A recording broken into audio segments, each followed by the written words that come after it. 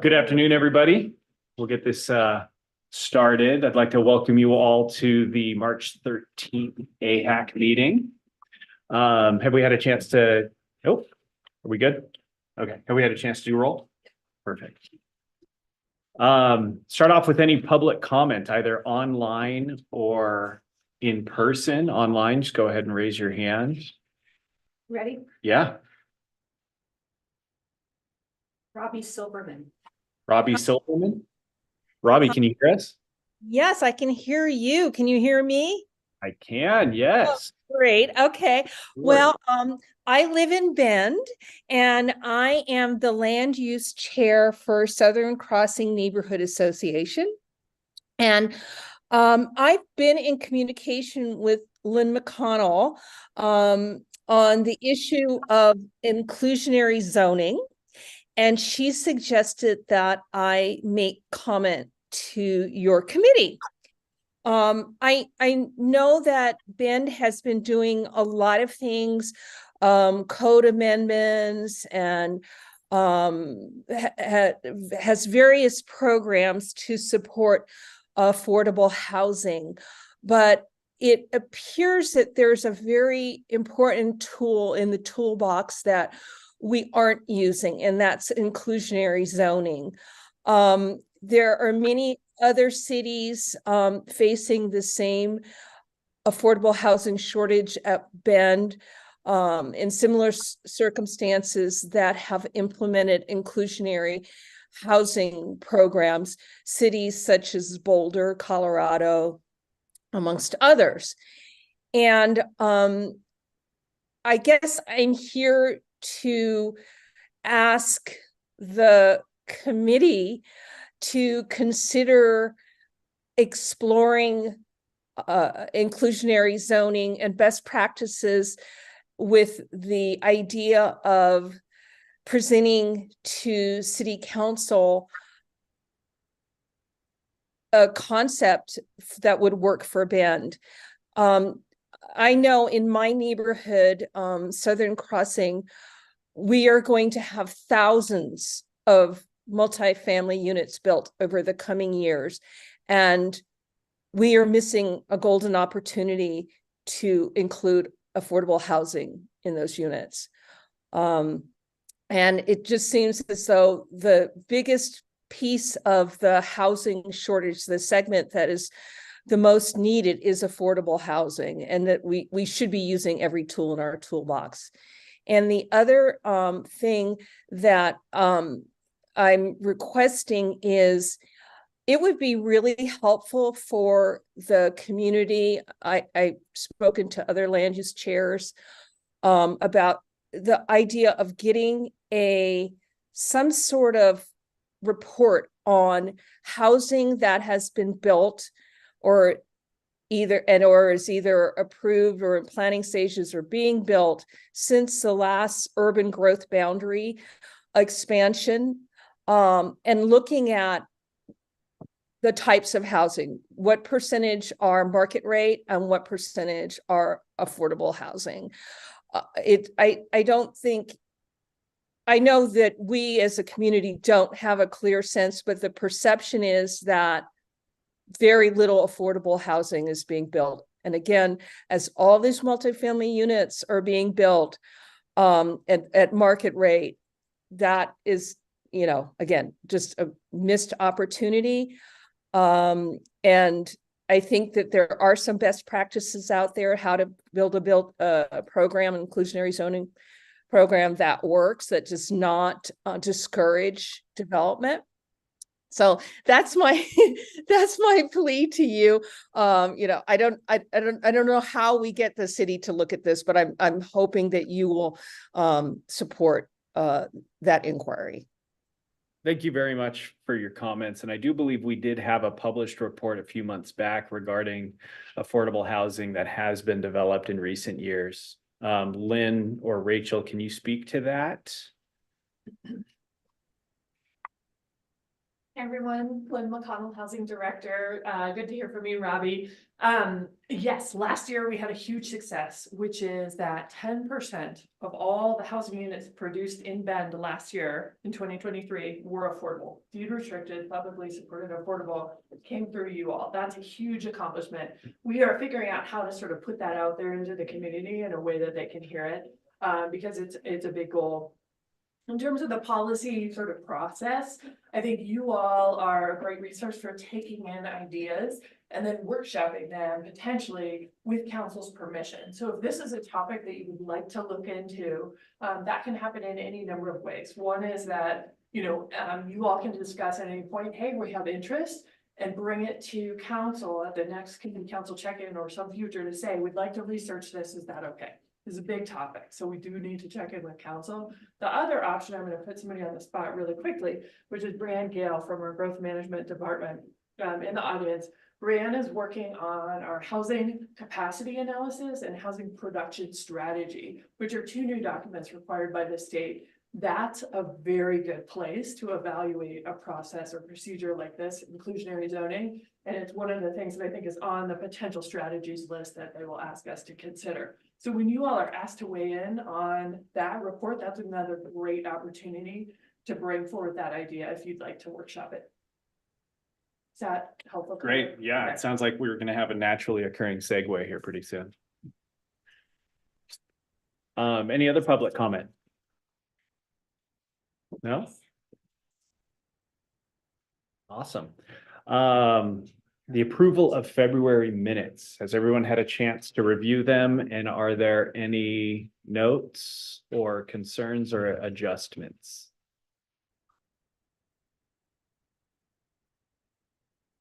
There we go. I move to, Amanda Dalrymple, I move to make a motion to approve the February minutes as they are. I'll second. Allison Horton. All in favor, raise your hand or say aye. It looks unanimous. Thank you. Every time. Good job.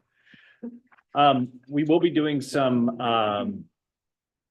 funding deliberations regarding the presentations that we saw last month, and we do need to do a conflict of interest disclosure. Do we need to go over, you want to give a quick review? You might as, it won't hurt. How about sitting next to Rachel and just like have a microphone?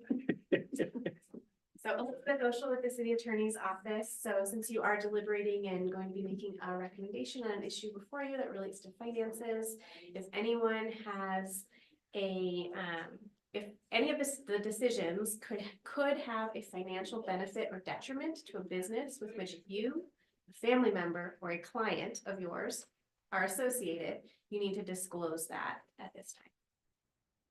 Thank you. Let's start with Heather, since you're online, and then we'll work Allison and across the room. I'm not aware of any conflicts. Thank you. Thank you. No conflict. No conflict for me. Matt Martino, no conflict of interest. Mandy Dalrymple, no conflict. Joanna Gardner, no conflicts. Helen Silpin, no conflicts. All right. All right. We will dive into the CDBG deliberations. I'm just gonna kind of introduce the idea and topic to you. This is for public services funding. You all should have gotten staff recommendation memo and motion language. So I just want to make sure we just printed off some real quick in case you didn't have it. So make sure you have that in front of you. There are 5 applications, and public services are capped for CDBG funding. And I say capped because under federal law or regulations, you cannot spend more funding than 15% of your program year award plus 15% of the previous year's program income. So our previous year we're currently in, so we don't know what that is. So it's kind of a moving goalpost with regards to how much money we receive. In addition, you just saw that federal funding for this upcoming year was just approved by Congress. So we don't know what we're getting. We do this entirely based on estimates of what we were funded in the previous year. Good news is CDBG was funded, it was funded well, and so we can anticipate that we will receive potentially the same amount of funding that we received the year before, potentially maybe even a little bit more. That formula is all based on poverty levels and lots of different things. And so if we receive more or less, we just want to make sure that whatever motion you do at the end of deliberations includes contingencies for more funding or less funding. And I provided that to you in the suggested motion language. We have $456,019 based on previous year funding to award and our current program income. I'm gonna throw up the spreadsheet so that you guys can see how suggested funds impact everything. This will also have the program, the Habitat for Humanity funding that we recommended on this spreadsheet, just so you can see how much CDBG money is going towards that as well. So with that, I will let you deliberate. Thank you. I'm assuming everybody's had a chance to review their neighborly inputs and score. Does anybody want to start it off with any sort of conversation, questions, opinions, feelings? All of those? I'll start. Go for it. I would like to see us fully fund Loft, J. They're one of the only youth options we have, and I feel pretty strongly about funding that fully. Sorry, the stop share was right That's okay. where it shouldn't have been. I have to move it just to put in 25,000 for left. There we go. Anybody else have anything they'd like to add? I agree with that one. For what it's worth. I agree with that one as well, honestly. I do as well. I mean, their services that they provide are second to none, in my opinion, and definitely need some public support. So all these numbers we can just play with initially, like we always do. Doesn't need to be set in stone, so. Any other points or opinions that anybody would like to make, discussions? Also, did everybody have a chance to read page 1 of the memo that was sent out on staff recommendations as well? Not to sway anybody's opinions or anything, but it definitely adds color to some of the applicants. I do want to say one other thing related to Mandy. Sorry, keep forgetting to say my name. Volunteers in medicine. I believe the last couple times we have not fully funded them. I'm not suggesting we fully do this time, but I would like to see us make an effort to be generous in our funding towards them. And then correct me if I'm wrong, but that's what I recall from the last 2 years of these applications. Yeah, since I've sat on this dais, I don't believe they have been fully funded because they're generous enough to provide a sliding scale as to what each member could take as far as representation in dollar amounts. So it's been an easy kind of sliding scale as to if we needed to provide more or less with them. I'd like to jump in and I agree with staff's comments regarding Homemore Network and Ben Church, mainly Homemore Network, in that the services that they provide, I'm not discounting in any way, shape, or form, but I do believe that it would be a relative challenge to juggle some of these CDBG funds and the different paperwork and reporting criteria. And I am still very concerned with Homeward Network's main focus of China Hat Road and being outside of city limits. I think that they would be able to find opportunities. But based on their application of establishing all of the checks and balances after funding is a main concern of mine. This is Heather, I agree with that. You know, if staff and accounts and policies were established already, I would probably feel a little bit better. But said CDBG is so strict. And any sort of misstep could jeopardize further funds in the future. I am proposing not funding Homeward Network this year. I would support that.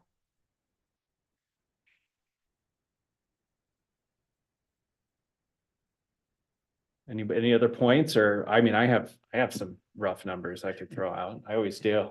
I do I got a too. couple math things. Mandy, do you want to throw some numbers I out? feel like I did last time. All right, for points of discussion, let's do this. J-Bar J, 25,000, Thrive Central Oregon, 35,771. Which leaves us.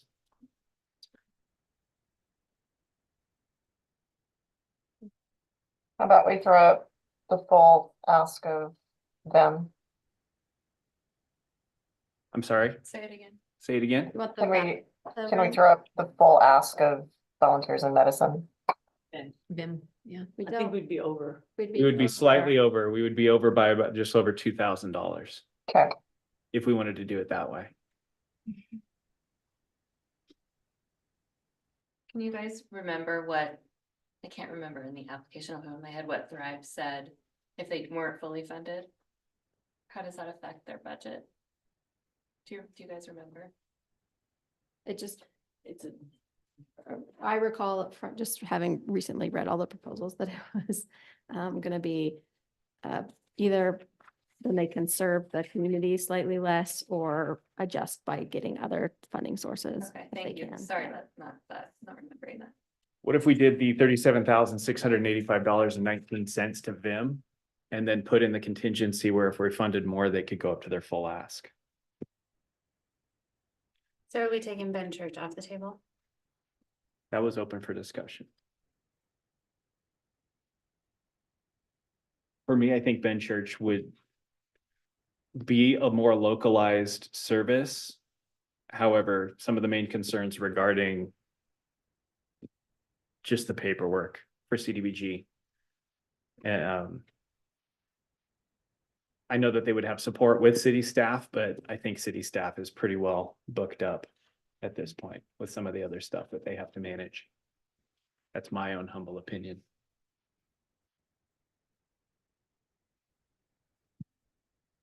I have a question for staff related to Ben Church. Related to managing timeliness and criteria around the CBDG funds. Would a smaller amount be easier to give them the opportunity to meet those criteria potentially? To give them the Definitely. opportunity to try? Yes. Okay. I think Ben Church does a lot. They really step up and do a lot. And I would really like us to try to do something there. Maybe for a lesser amount, just give them the opportunity to figure out how to use CBDG funds and meet the criteria. Allison Bowen Garden here. I was gonna say, let's do 5,000 to Ben Church. That kind of is the recommendation based on, yeah. Mhm.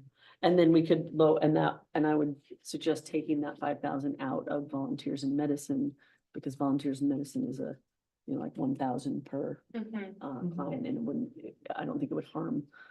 They wouldn't have to find other sources per se to fill a particular need. It would, and so it could still do what they're doing, just to Scale down. scale it down a little bit, but I also like the contingency language if additional funds received. we've already got that up there, then we could try to meet volunteers in medicine's full request. And there's also the potential that they could get more if we received more, if they were the only organization that you wanted any additional income funds to go towards. So we do usually get more funding than what we estimate here, so. Okay. That's good to know. They would be probably the low hanging fruit on the scalable above ask as well. Based on their $1,000 increment, pro forma per client.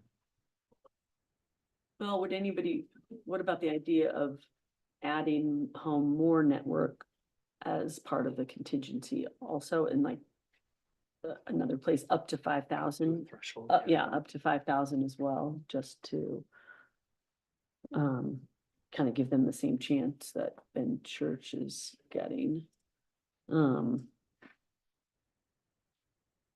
Although they're not the same I mean, Right. I understand their challenges are different. In their application, I was really looking for more clear and concise verbiage about how they were going to serve the Bend centralized homeless population, and I was still finding quite a bit more verbiage regarding. Cheney. Right. You know, I was hoping that with kind of the revised approach and a second chance, that there was just going to be kind of a real knock it out of the park. Here's how we're going to accomplish Bend. And I didn't get that personally. I like their message. I like what they're doing. I don't think we should play with CDBG funds. I agree.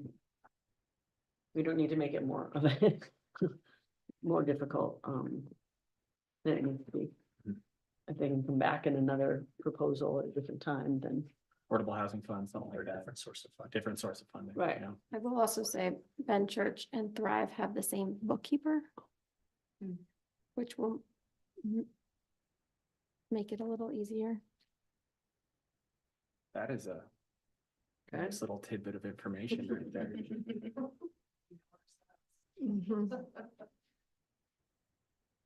Yeah, I mean, if CDBG was easier, personally, I'd feel better about it. Yeah, I agree. I think giving them another, giving them some more time to establish a little bit more and refine the proposal a little bit more. Some, maybe not discouraging them from applying again a year from now. No, yeah. I'd love to read about them again. I felt pretty comfortable with what's on the screen. Heather, do you have any discussion? I agree with what's proposed.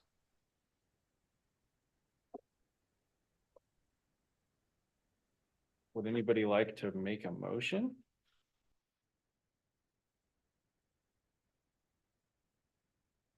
I'll make a motion. Allison Hohengarten. I move to recommend to Bend City Council Community Development Block Grant Awards in the following amounts.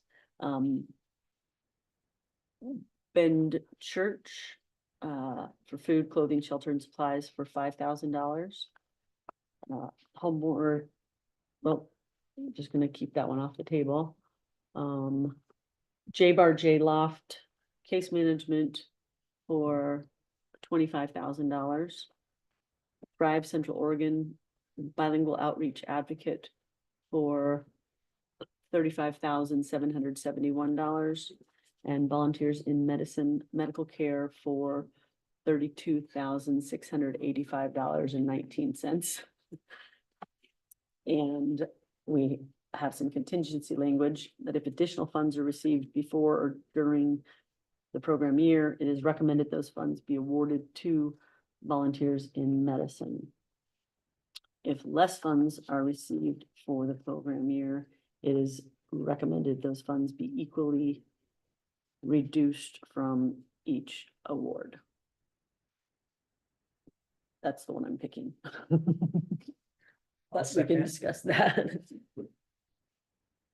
So we have a motion and a second. Is there any discussion before vote?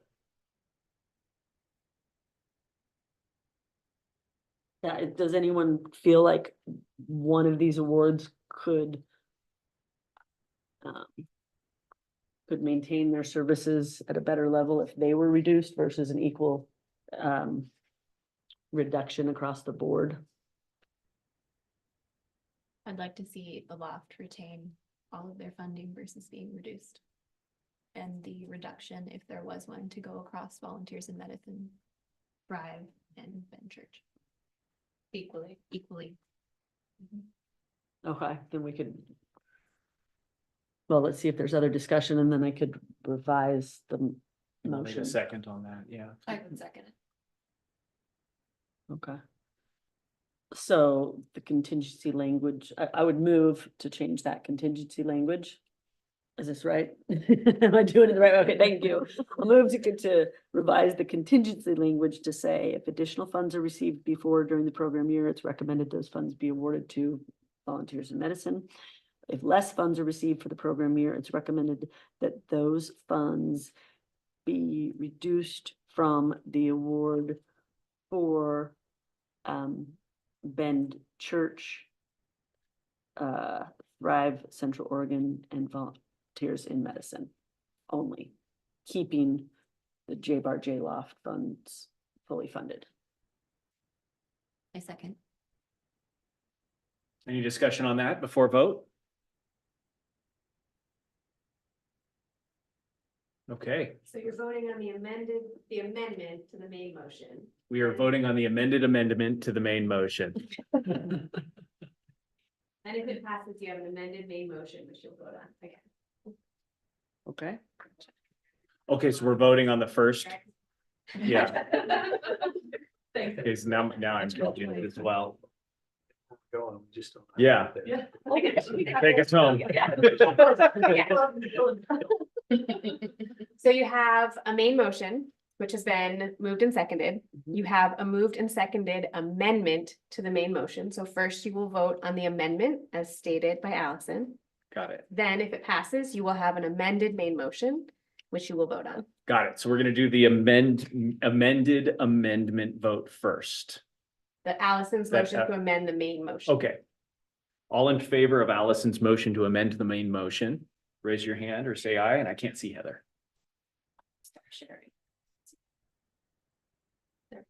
Okay, we are in favor. And then The main the motion. main motion as amended, all in favor, raise your hand or say aye. And it is a unanimous pass. Good Well job. done, everybody. Okay, Well done, everybody. thank you. Seriously. Well, moving right along, Melissa, we have an analysis of impediments to fair housing presentation discussion. So I made a joke with my team that this was gonna take me 3 hours. It's not. It's really not. It could, but you guys wrapped up so fast that I don't know, it might take a little longer, but jokes aside. I am Melissa Camano, your Affordable Housing Coordinator. I am here to talk today about the analysis of impediments to fair housing. And before I get into my slides, just a couple things I want to let you know. This document is not Melissa's document. This is created as a team. And so I have some folks in the audience with me today and up here on the panel that will be able to jump in or join me as needed. And that's Rachel Baker and I co-authored this. Elizabeth has offered her legal advice. And then in the back, we have Andres, our equity director. Okay. And then the other thing I wanted just to mention is this process is almost like having a baby. It was 6 months of community outreach and about 3 months of writing and editing. And so it's a big process. I don't share that lightly. And with great intentionality, I also want you to know that what we are about to talk about, it's not always easy. For the community to talk about these experiences takes a lot of trust and a lot of vulnerability and a lot of courage. So to anyone that authored their input, we are very grateful. In addition, I also want to honor and recognize that these aren't always easy things to hear about or to talk about as well. And so if you feel uncomfortable, that's okay. We're We're in it together. Okay. So a little bit about what the analysis of impediments of fair housing is all about. Let's talk a little bit about the basis for the work. I'm going to take you back a little bit. In 1964, Congress passed a public law, the Civil Rights Act, and that prohibited discrimination on the basis of race, color, religion, sex, or national origin. This picture here on the top is from 1968, when that act was expanded, and now it prohibited discrimination considering the sale, rental, financing of housing, all based on race, religion, national origin, and sex, and as amended, handicap and family size. And handicap is an old-fashioned word for persons living with disabilities. So this is called what we call today the Fair Housing Act. This document, this work, the analysis of impediments of fair housing, it is a requirement for organizations that receive HUD funding, and the City of Bend is an entitlement. That means we receive HUD funding. Not only is it a requirement, but it's just a good practice to understand your community and what's going on. What we are directed to do by HUD, there's a giant packet of information that we learn. It's a discriminatory practices assessment, where we dive deep into data, we listen to the community, and we document our analysis, which is a big document that we produce. We identify impediments to fair housing and make appropriate recommendations. And I want to clarify that word recommendation is intentional. The word recommendation is, there's some room for growth and room for flexibility with recommendations. This was completed in 2012 and in 2019 at the City of Bend. And so 2024 is our next document. I also want you to know that this work really closely aligns with Bend City Council's guiding principles. There are several principles that council has for their work, and two of which, equity and inclusive leadership, are directly aligned with the theory and the lens of this work. Okay, so we're going to talk a little bit about Bend history. There's so much to learn about the history of Bend, and I have these two pictures here intentionally. This top picture is from 1911, and it says, "Bend the Beautiful welcomes you." And this bottom picture is a picture from during COVID, when folks had welcoming signs in their front yards. It's interesting because Oregon's Constitution banned Black Americans or African Americans from living in Oregon until 1926. When that language was repealed, there were still laws in Oregon that prohibited African Americans, Chinese, and Japanese from owning real estate. The mayor of Bend in 1922 and 1923 was a member of the Ku Klux Klan. In 1943, Bend City Council required racially separate corridors during training activities for World War II, despite recommendations and guidelines that was not appropriate. Jump forward to 2010, the city code for Bend adopted chapter 5.25 on equal rights, prohibiting discrimination in employment, places of public accommodation, and housing. Our document has a lot more history, and just for the sake of time today, there's a lot of other great resources and materials through the Historical Society, and then also work the city has done. So don't stop with this slide. There's a lot of great information. Okay, so we mentioned community input. We listened, we asked questions, and we showed up and we listened. So in 6 months of engagement, we were embedded in 8 public events. We had 2 open houses at affordable apartment communities, consultations with 13 community and/or government agencies. There was a digital fair housing survey that was sent out in English and Spanish. And because of media engagement and our presence at public events, that survey reached about 350 folks. What we heard a lot of things, and each comment was very valid and very heartfelt. But there were 3 similar categories of concerns or complaints that we heard about. Difficulty with property management to address tenant housing needs. accessibility, and we'll talk about that in a little bit, what that encompasses, and substandard living conditions. And that picture here, if you remember, that came from a public comment about a year ago. So we heard all of that, that was our community outreach portion, which is very rich and very important. Then it was time to jump into what I love, it's the data. So spent a lot of time looking in data. We use census data, and we've talked to you guys before about limitations with census data, that it's not always recent, and it's not always fully representative of our community based on who participates in that. I love to look at data as not just 1 year and one moment in time, but I took the time, Rachel and I looked at this data over 5 years, so we could identify what's happening, what happened since the last time we did this work. And we looked at race and ethnicity trends. We looked at the presence of persons with disabilities, income, poverty, employment, and housing, specifically by census tract. So we wanted to really understand, where are there concentrations? Where are there deficiencies? Where are people not represented? Next, we looked at not census data, but local data. And local data helped us also identify disparities. So this was looking at things in the public sector, so different local governmental agencies and data, private sector, which included lending and things like that. Also, we look at school enrollment with the racial composition and something called access to social mobility. There are 3 different things we looked at there. So just a pin, social mobility is the idea that across generations, you're going to do better than your parents.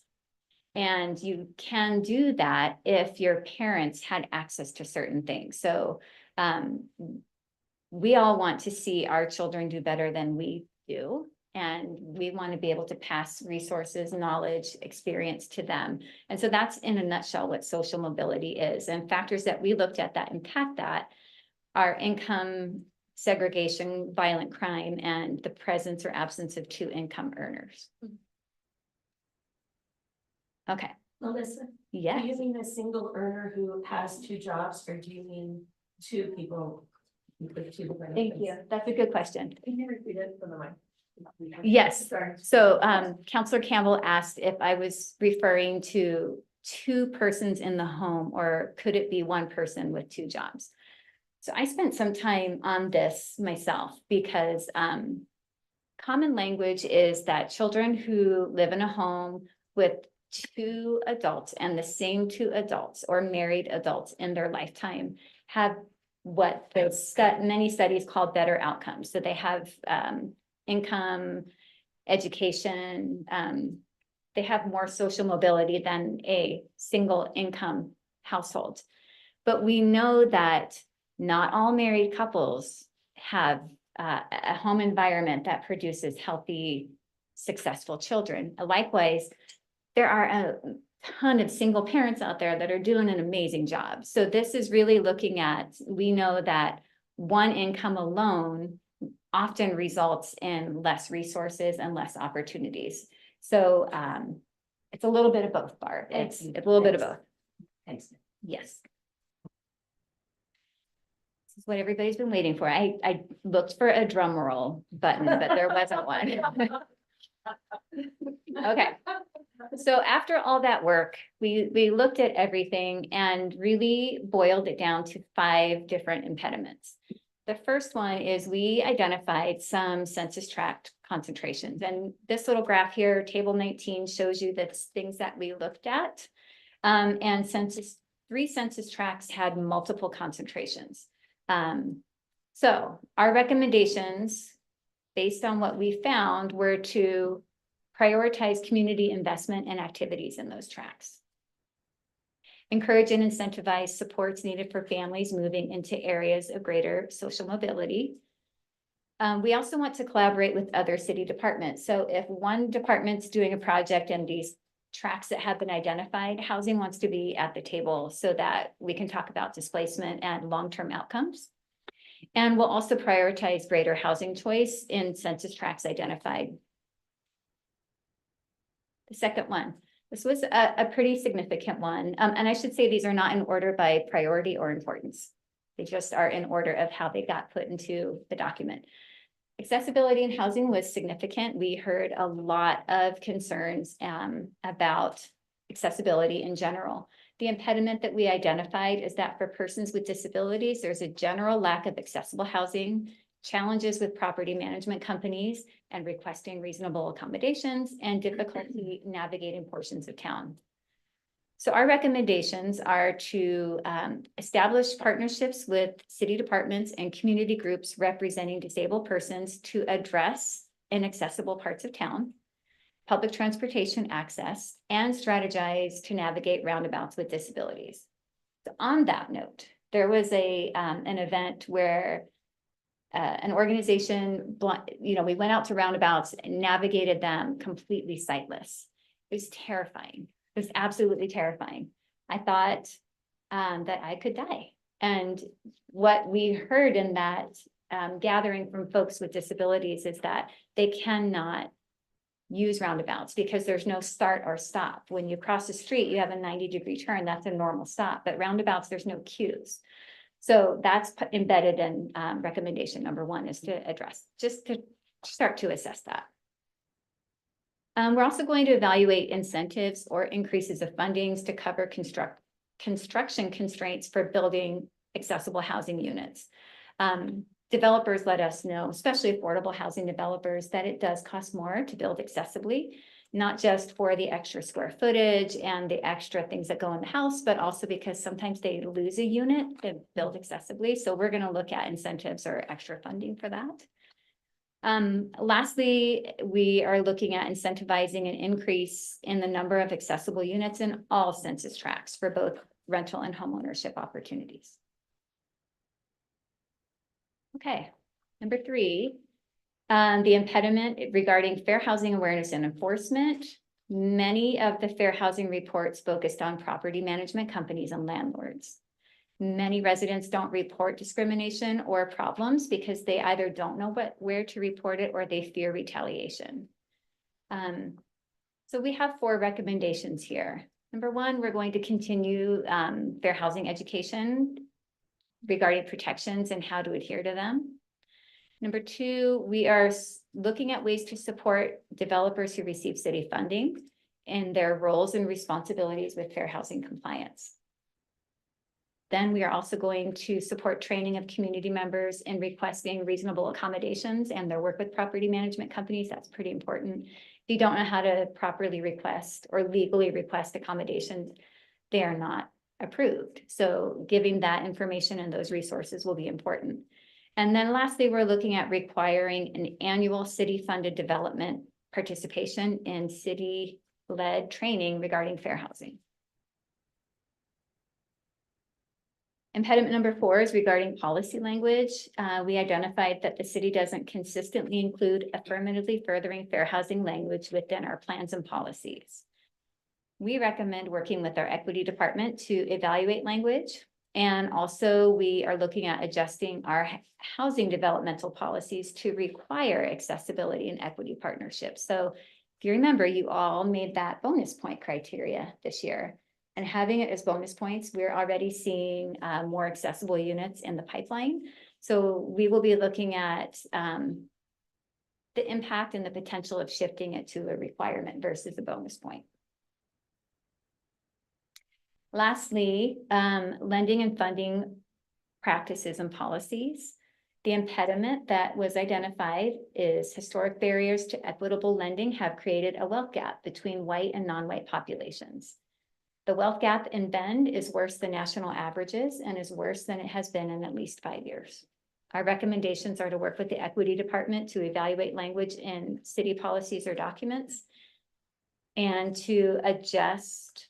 I don't think that was the recommendation, Rachel, I meant to have there, but we will take a look at that. And then, shoot, those are not the right recommendations. I apologize. Those are the recommendations from the previous slide. I can tell you, because I've done the work here, that we are looking at working with the equity department to look at the mortgage data in more detail. We are also looking at our own policies and practices to identify how we can support this goal. I'm sorry that I made that error on that slide. Are there any questions? I did keep this pretty high and tight because of time. And I do want you to know that this document that we have drafted is in a draft state and it is currently being reviewed, and quite honestly, it's being edited every single day and revised every day. Our goal is to present to City Council on the first meeting in April. So that's April 3rd. And so your input, your suggestions, your questions, your comments are welcome. I do want to hear what you think, but please know that this is a fluid document that is not finalized yet. We are still making it as wonderful as it should be. So with that, Heather has her hand raised. any questions? Heather. Thank you. I just want to say that I really appreciated reading this report and recommendations. And I think many of you know that sort of housing accessibility for our community members living with disabilities is near and dear to my heart because of observing my mother's experiences over the years. And what's highlighted in here very much aligns with what I observed her to experience in multiple locations.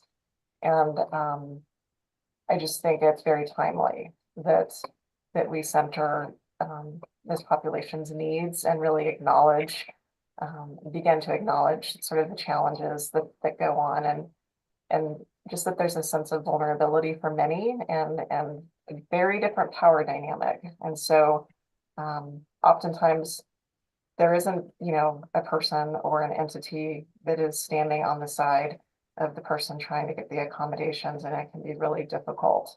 And these are individuals that often have to spend a great deal of their time vocalizing their needs or making those needs known everywhere they go as they just try to live their lives, and it can be really tiresome to continue to advocate. So thank you for spending the time and talking with members of our community and really highlighting this here.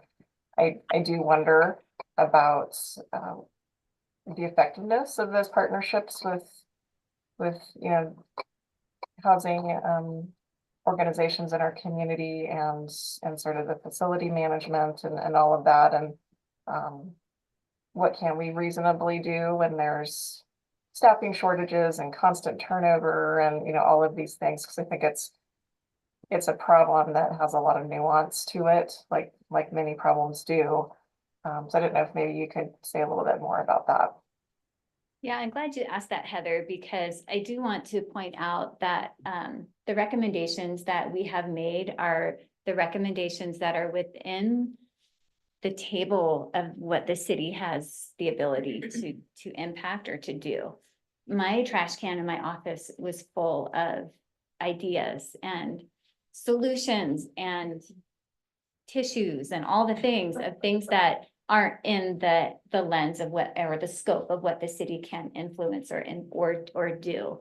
And so that is a real line, Heather. And yes, you're right. There are some things that we wish we could do, but aren't within our ability or within our scope. And so the recommendations may not address all the issues because that's just not what we have the capacity to do. Could you go back to the number 1 on the impediments and recommendation? Sure.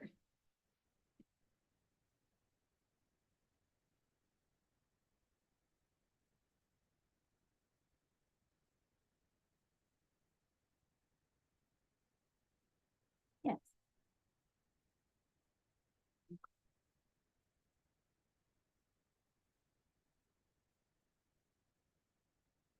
Yeah, this is a big one. I mean, it's hard It to kind is. of narrow is. this one down, in my opinion. And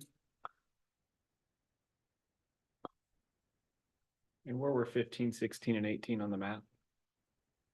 Let me get to my census tract slide. So this is a little small. Here's 15,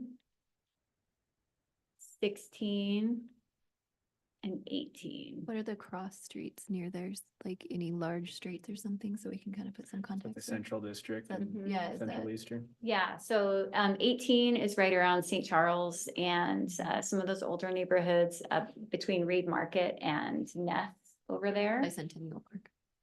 Larkspur area. 15, 16, 17, that's all that central area. Third Street runs right around in the middle here. Okay.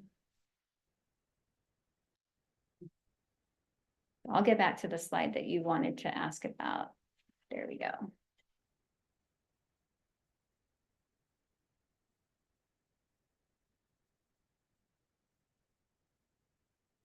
Well, I wanted to see it again. I don't know if I have a specific question. Like I said, it's kind of hard to, Yeah. It's important to know that some concentrations alone are not a bad thing. And an absence of a concentration alone is not a bad thing. And so, for example, the last time that the AI was done, there was a concentration for race. That's not there now. We see that folks are moving around and it has dropped to where it's no longer considered a concentration. One of the areas I looked at that's not reflected here is areas of town with persons living with disabilities. And that's a hard one because there's a lot of areas of town where older folks living with disabilities are living in nursing homes. So that concentration isn't really worth problem solving because those nursing homes will always be there. And so this is just one aspect of the whole piece that we're trying to evaluate the relationships, and certainly tracks that have 2, 3, or 4 concentrations are the ones that we're focusing on, really prioritizing extra resources. Violent crime one is relatively important too, in my eyes. Well, and schools too. Right. And you'll notice there isn't anything highlighted for schools. Yeah. right. Because the AI really talks about kind of post-pandemic. Schools are still figuring things out. So it was hard to highlight if there were concentrations of student populations or low quality, because a lot of that information is just now starting to kind of come back out. Like those report cards were just issued for the first time again in the last year and a half. And so we just didn't feel it was fair to kind of assess school quality, because it's about school quality that it impacts social mobility at this stage, and just kind of acknowledge those transitions. However, at the same time, there are concerns at our school still, so we just want to make sure we acknowledge that too.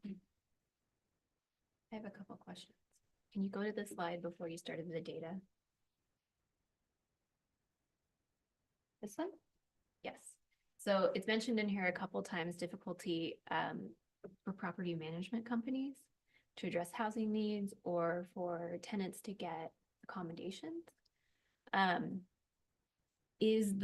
you delved into the root cause of that? Is it lying with the property management or is it lying with the owner? Because property management really is at liberty to the owner. If the owner doesn't want to replace something or doesn't want to pay for something, property management necessarily can't force them unless it's a law thing.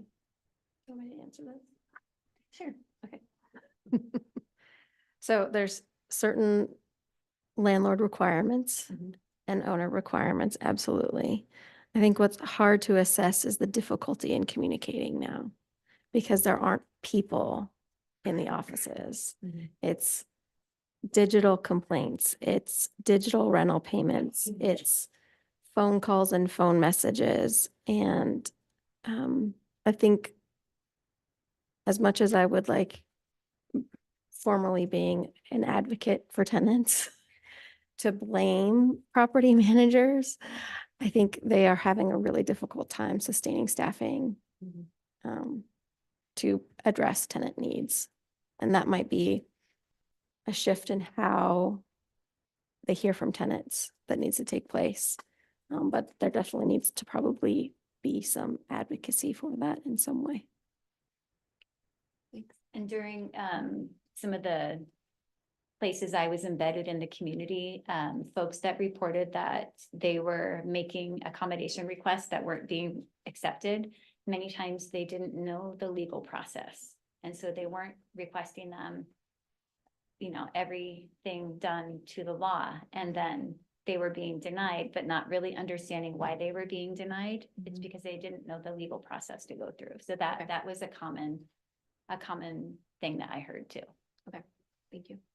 The other question I have was about one of the last slides related to the lending and funding practice and policies. How much can the city actually do with this? I mean, there are laws around, I mean, you know, of funding practices and things through banking, that how can the city actually impact this? Yeah. So this is my jam because I've been studying this for like 6 years. I digress. So regarding this, we are, and I deeply apologize that the recommendations are not the correct recommendations here, because what I will tell you is a recommendation that we have made. We understand, we do understand that the same barriers I explained to you on the early slide, that not only could persons of color not live here, but they were banned from owning property. A lot of folks wonder if that has happened in Central Oregon, and I hope that you saw in your document that there's evidence that has happened in Central Oregon. So one of the things that we're going to look at is if we know that folks don't have maybe the credit scores that are competitive, or they aren't finishing their applications because they don't have support or that knowledge, we're looking at, one of the recommendations is to partner with local experts that can work with communities to help with credit building, can help with building a down payment fund, can help with navigating the mortgage industry. And I'm seeing that more and more. HUD just this week came out with funding, a competitive funding pool just for that, to help folks that have been eliminated from the housing market for many, many years, creating a racial gap to fund that kind of work and to offer extra assistance. So that is one of our recommendations. Another recommendation is that we're just going to start the conversation of what if we, what would that look like for the city to do something like that? There's legal review, there's other studies we'd have to do, but considering some type of extra funding source for families.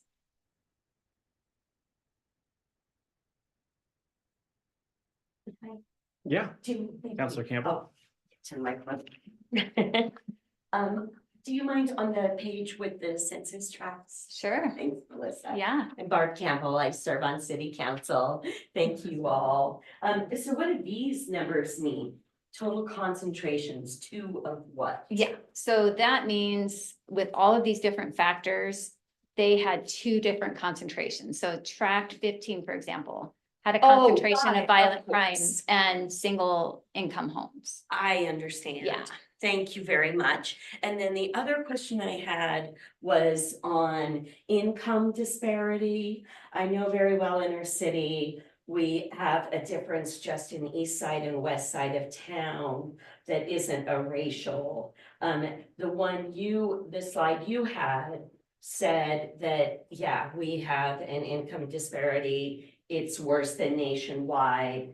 Was that specific to racial difference, or is that just every, that's very. Yes, thank you for asking that.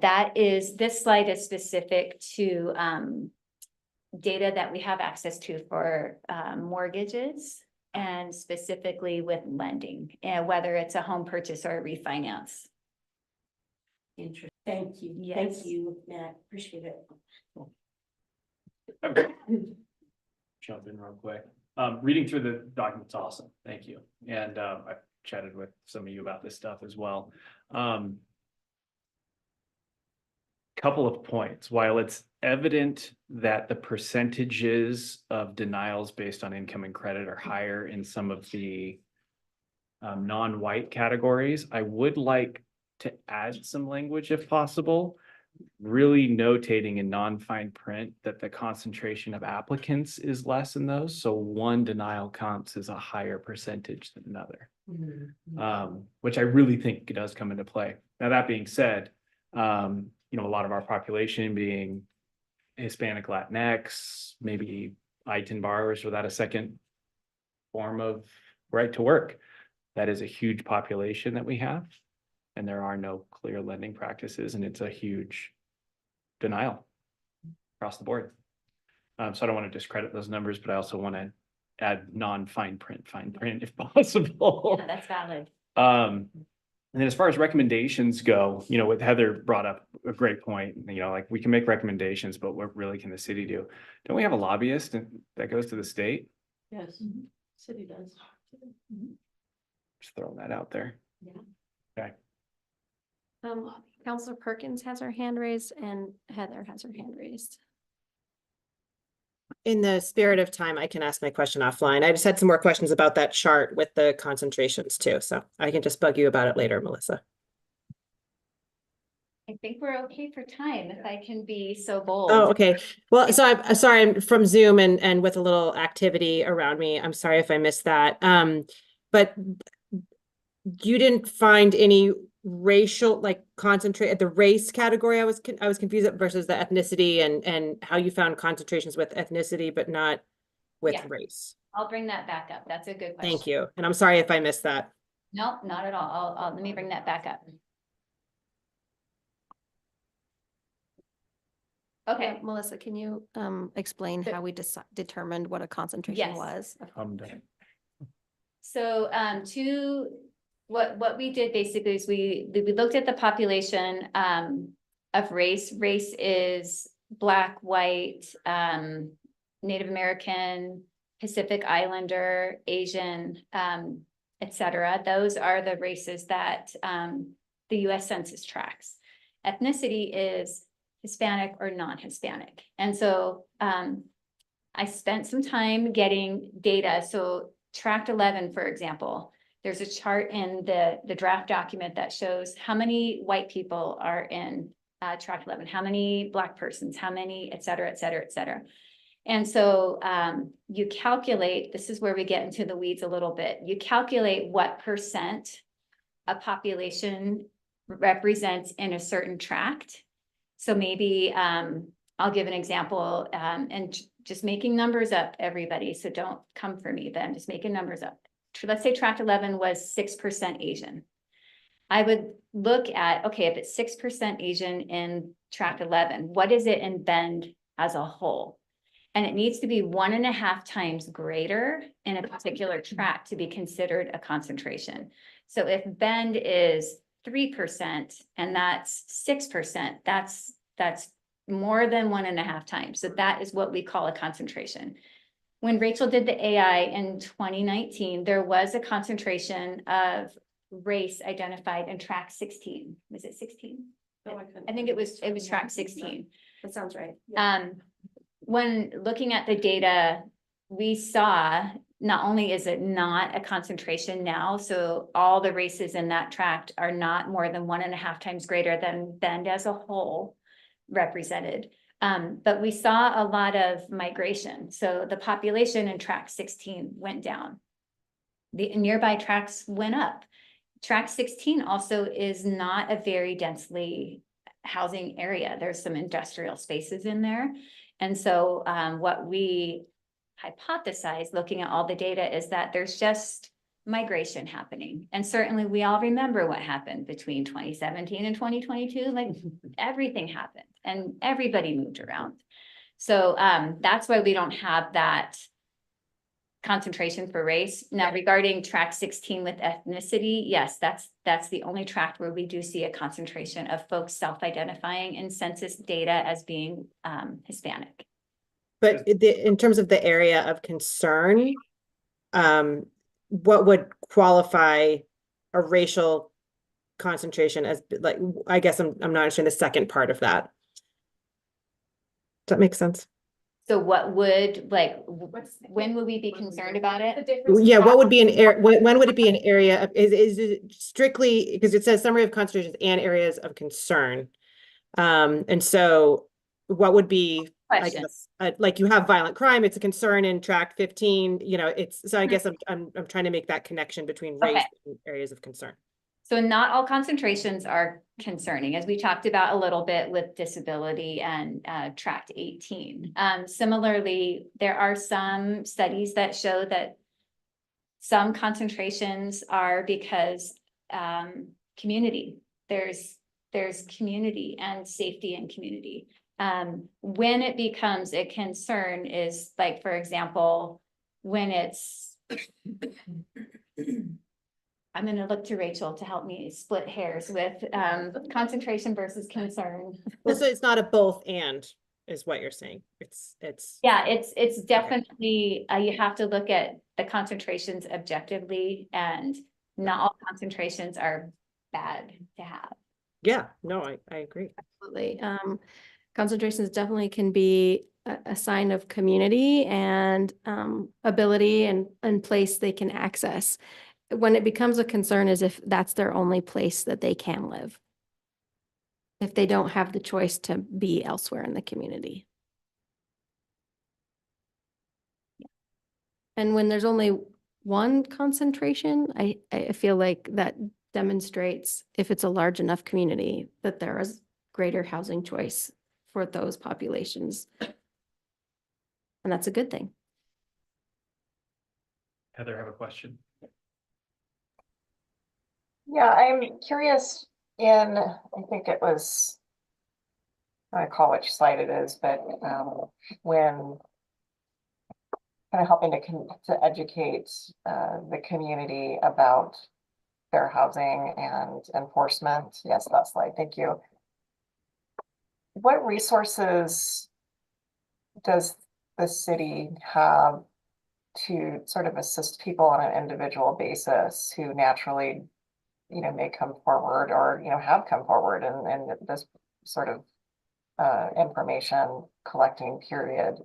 You know, I think volunteer legal assistance certainly has its limits, and there's qualifications for that may leave, you know, many without resources. So has the city thought much about that and what resources the city might bring to bear to meaningfully assist individuals when they begin identifying these issues? Yes, that's a great question. Heather, when we receive fair housing complaints or concerns, again, I'm going to use the example of my table. What's on my table is that I can offer referrals and information. What's in the capacity of the city isn't to solve those problems, but to point members to where they can get help. And that's the Fair Housing Council, that's legal aid, that's other agencies that AHAC has funded that work with folks with housing.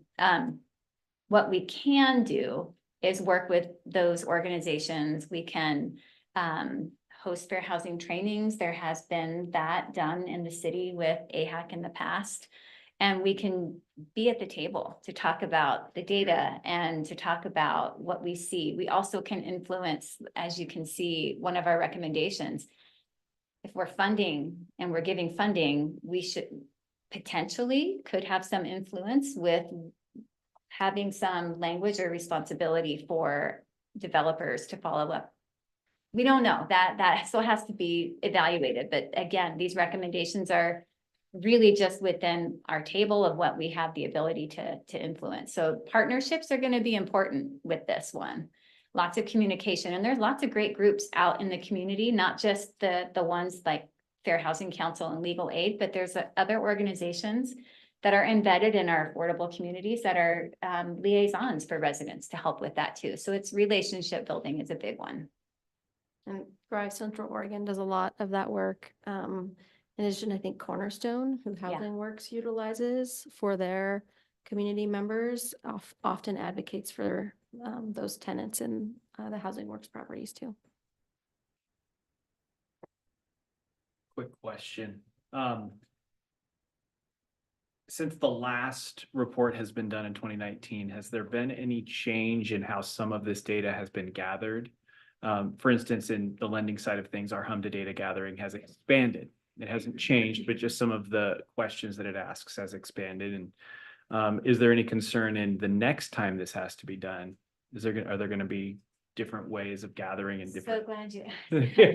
categories we need to? Yeah, that, if there was another slide, it would be what's next. And there is language from HUD that this process of doing this type of work is growing and expanding. And there are different tiers. So large organizations that receive millions from HUD are the first step, and they get to work out this new system. So how this document has evolved a little bit is aligning closer with where it has to be. And for Bend, that's 2027. So it is looking at data differently, and it's looking at different aspects of data and enriching community relationships. So this was intended to be a little bit of a shift towards where we have to be by 2027. But you're right, some of the data analysis has pivoted a little bit. Can we call it being diluted? You know, like there's more categories to check off now, to whereas maybe some racial or ethnic groups would fit within one category in 2019, but now they have their own categories. Therefore, the data is slightly diluted. Therefore, we don't have concentrations. I could say that census asked more about more than one, like there's more intersectionality that people are identifying. Right. And that certainly impacted, I think, from 2019 data to the data now with how people identify as race. Yeah. And there's definitely more people that identify as two or more races. So, and that was very clear in the data. And also, I think nationwide, they've been talking about that from the census. Also, censuses are different every time there's a different administration and different questions are asked. So we have to like consider that and those trends as well. 100%. Yeah. That was kind of, I guess, the leading question is, you know, there's potentially more categories now. So we might see concentrations in categories that we didn't see in the past, or we might not see concentrations in categories that we did see in the past based on that. It's just in my research anyway. I have a comment, if that's okay. Yeah. I thank you. This has been a really enlightening presentation and document, and I really appreciate the work that you guys did in your group. And I love your analysis of like the table that you have. And I think just, this is my first year on, my first like few months really on this committee. And so I hadn't had a chance to like previously review the funding recommendations or like the scoring or people's applications. This is like my first time through it. But I feel like my favorite option that I think that you've like out of all of them is your policy recommendation. And I think that's because even this year, like we've seen so many different developers and different applications include this like language about if they're gonna make sure that they include accessible units or how they're gonna do that.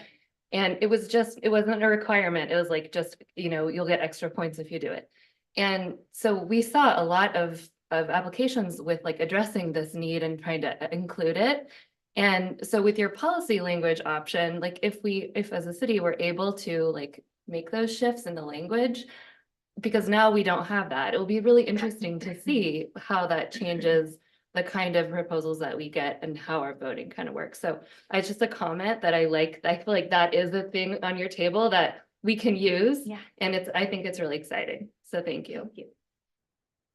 I'll also just point out, this wasn't in the slide presentations, but a table in the AI and in the census tract discussions also looks at the racial minority population as a whole instead of just one race.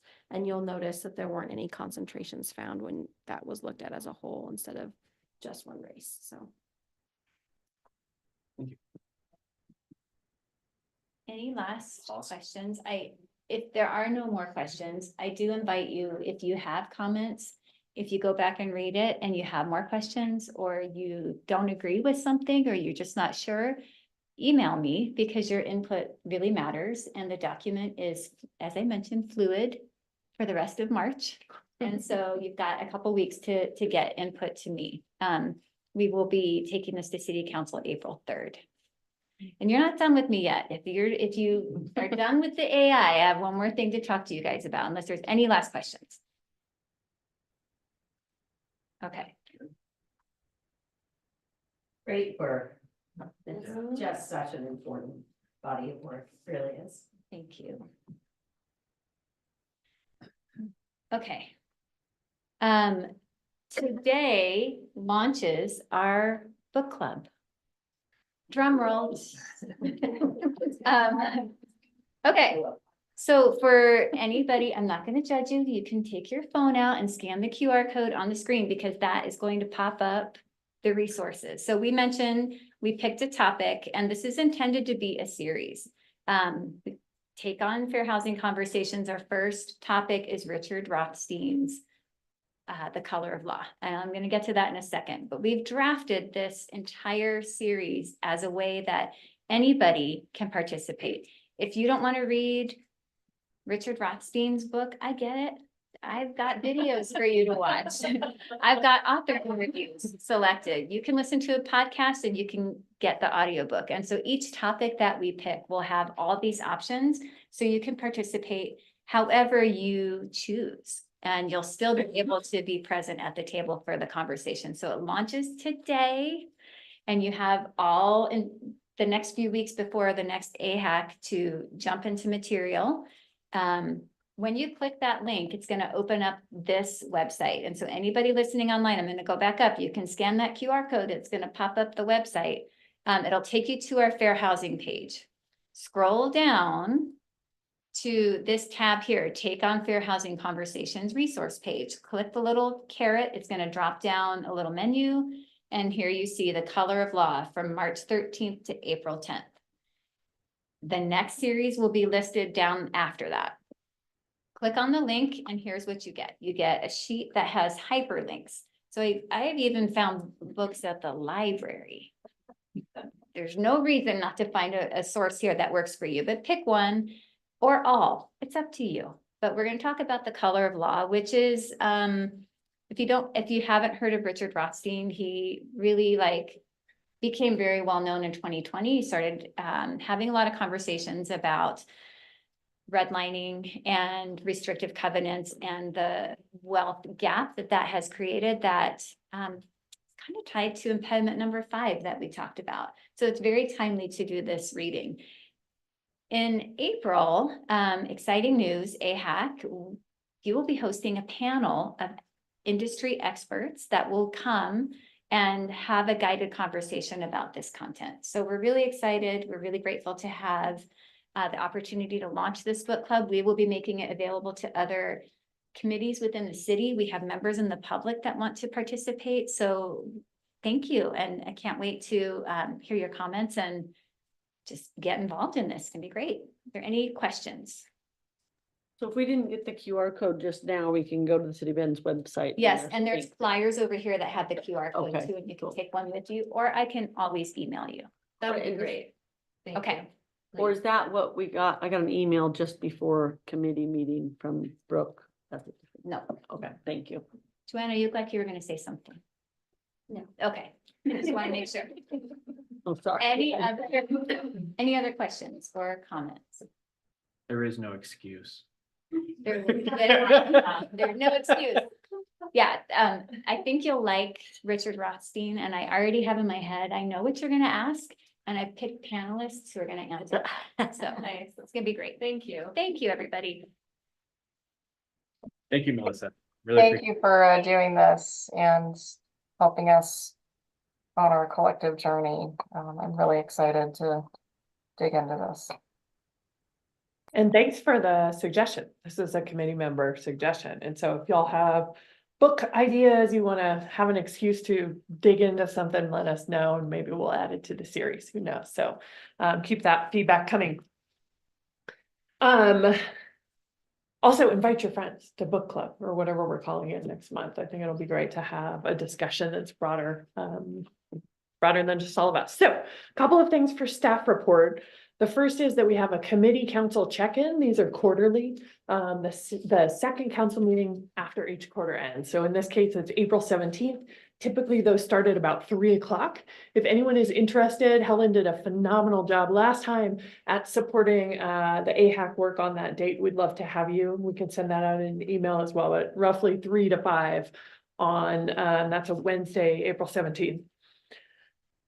We also will need a chair for the AHAC meeting on the 10th next month. So if anybody's up for chairing and wants to give that a go, everybody's looking down. We're gonna have to call some people. You can do it. That's a great example. Out of town. Yeah, if I can do it, everybody can do it. That's not what I meant. Couple things. So there's an event coming up Saturday, this Saturday, the 16th from 1 to 3. Habitat is dedicating their 27th Street townhomes, which you all have supported through various different mechanisms. So it sounds like most of the action and dedication will take place between about 1:15 and 2. So that's the time.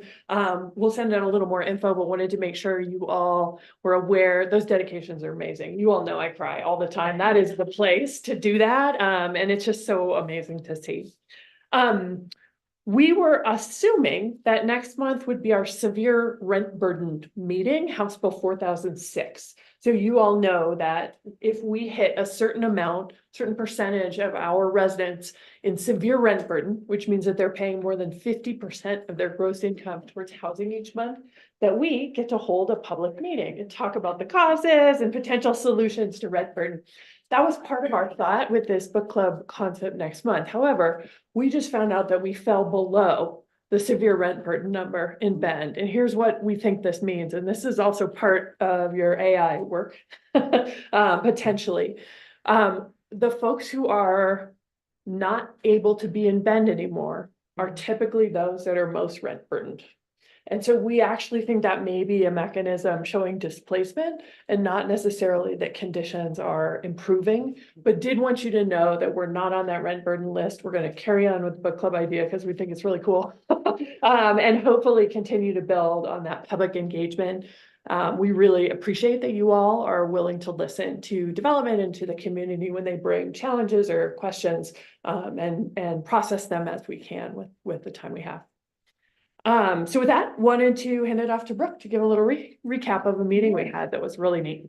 Last week, we supported our safe parking hosts and providers in holding an informational session.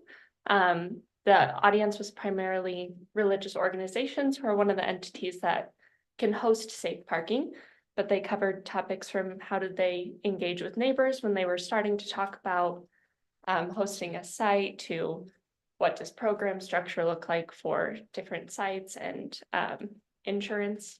How did their insurance handle those types of things? So if you're interested in that, you may have received an email from me with a link to the video. I'm not sure if it went out, so we'll follow up. Okay, good. It doesn't show me an email that went through. So the document is, or the video is in a shared location. So if you can't access it for some reason, let me know. It's really inspirational, y'all. It was a good reminder for me to hear folks say, this is why we do this work. And we've seen the outcomes and we've seen the successes and we've seen the community come together once they saw what was happening. And so it's just a really cool sort of inspirational, quick, minute hearing the community themselves talking about why they're doing this. And just so really cool. Good reminder. Yes, we're doing some things really well, even though it's a hard world out there. So thank you, Brooke. With that, I think that's it for staff report. Did I forget anything else? Okay. Anybody else want to add anything? I look forward to hearing from all of you after doing some kind of engagement in the color of law discussion, coming back with solutions, how to address when an entire state has been redlined. Next month. Thank you. We're on it. You got it. Look forward to seeing you all on Saturday at the 27th Street dedication. It's gonna be beautiful weather. Yes. Yeah. You're out of town. Okay, everybody's out of town. With that, adjourn. Thank you. Thank you. Thank you.